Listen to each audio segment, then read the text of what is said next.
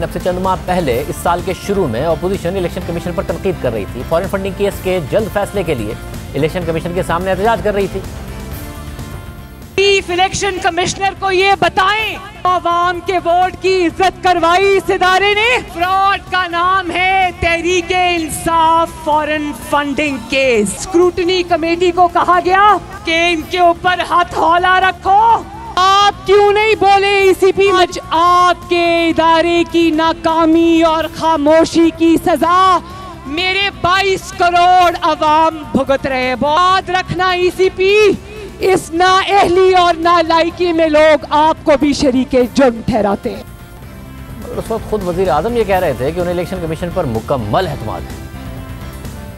Scrutiny committees को pressurise किया गया, उन पर इन्फ्लुएंस किया गया और उसकी वजह से ये डिले हो गया, वरना ये 6-7 साल मामला नहीं लगना चाहिए। देखें, इसके पीछे कुछ और था। इनका अपना इलेक्शन कमिश्नर था पिछला वाला, हैंड पिक्ड, और एक जो प्रोज कर रहा था कि तहरीक इंसाफ का असल में इस पार्टी का सबसे बड़ा दुश्मन था, वो जाके गेम खेल रहे थे हमारे साथ, इसलिए डिले हो रहा था। वो बदनीयती के ऊपर था। आज इलेक्शन कमीशन पे हमें एतमाद है, क्योंकि ये जो इलेक्शन कमीशन है हमने चॉइस से, यानी हमारा भी इनपुट है, ऑपोजिशन और गवर्नमेंट के मिलके किया। पहले तो इनके अपने थे ना, अब इनके सामने सब रखें। और मैं इसलिए कहता हूँ कि ये पब्लिक के सामने जाना चाहिए।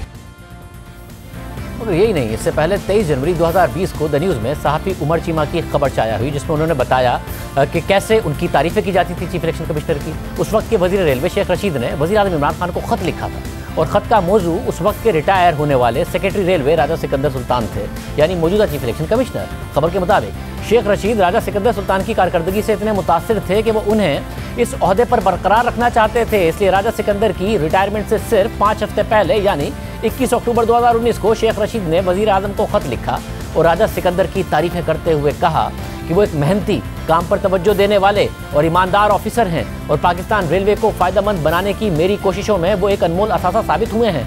उनके पास वो सलाहियतें हैं जो आजकल के अफसरान में कम देखी जाती हैं। खबर के मुताबिक शेख रशीद ने अपने खत में वज़ीर आज़म से दरख्वास्त की कि वो राजा सिकंदर सुल्तान को रिटायरमेंट के बाद भी सेक्रेटरी रेलवे रखना चाहते हैं, लेकिन अगर ये इंतज़ामी तौर पर मुमकिन नहीं हो तो मैं ज़ाती तौर पर दरख्वास्त करता हूँ कि राजा सिकंदर सुल्तान को फेडरल सर्विस कमीशन का रुकन या किसी भी आज़ाद वफाकी इदारे का सरबराह बनाया जाए। खबर के मुताबिक शेख रशीद की यह दरख्वास्त सुनी गई और हुकूमत ने चीफ इलेक्शन कमिश्नर के लिए राजा सिकंदर सुल्तान के नाम की तजवीज़ दी। खबर के मुताबिक नून लीग की हुकूमत में राजा सिकंदर सुल्तान चीफ सेक्रेटरी आज़ाद जम्मू कश्मीर थे, और आज़ाद कश्मीर के इंतखाबात के दौरान नून लीग का वफ्द सरकारी गाड़ी में वहाँ पहुँचना चाहता था, मगर राजा सिकंदर सुल्तान ने उन्हें रास्ते में रोक दिया और कहा कि अगर मैंने आपको जाने दिया तो फिर तहरीक इंसाफ और पीपल्स पार्टी को भी इस बात से नहीं रोक सकता। और ये बात सुनकर उस वक्त की हुक्मरान जमात के नुमाइंदों को झटका लगा था।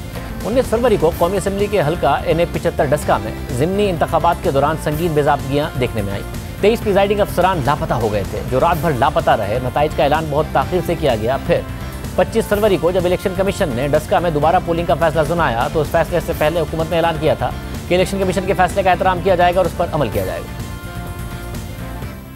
इलेक्शन कमीशन ऑफ पाकिस्तान जो भी फैसला करेगा हम मनोमन कबूल करेंगे। वो फैसला करेंगे और हमें मनोमन कबूल होगा। हम वो वाली पार्टी नहीं है जो कि इदारों को हमेशा अब जो फैसले उनके खिलाफ आए तो वो चैलेंज करें।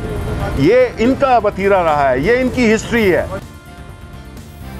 जब इलेक्शन कमीशन ने डस्का में दोबारा पोलिंग का फैसला सुनाया तो हुकूमत ने इलेक्शन कमीशन पर तनकीद शुरू कर दी, फैसले को चैलेंज कर दिया। यानी कुछ अर्से पहले तक हुकूमती वज़रा राजा सिकंदर सुल्तान की ईमानदारी की गवाही देते रहे, वज़ीर आज़म से सिफारिश करते रहे कि उन्हें रिटायरमेंट के बाद भी किसी इदारे का सरबराह बनाया जाए, और जब वो चीफ इलेक्शन कमिश्नर तैनात हुए तो वज़ीर आज़म उन पर मुकम्मल एतमाद का इजहार करते हुए नजर आए। मगर जब डस्का के बाद सेनेट इलेक्शन में इलेक्शन कमीशन ने हुकूमती मौक़िफ़ से हटकर फैसले किए तो मार्च में हुकूमत ने पूरे इदारे को जानिबदार करार दे दिया और फिर पूरे इलेक्शन कमीशन से इस्तीफे का मुतालबा कर दिया।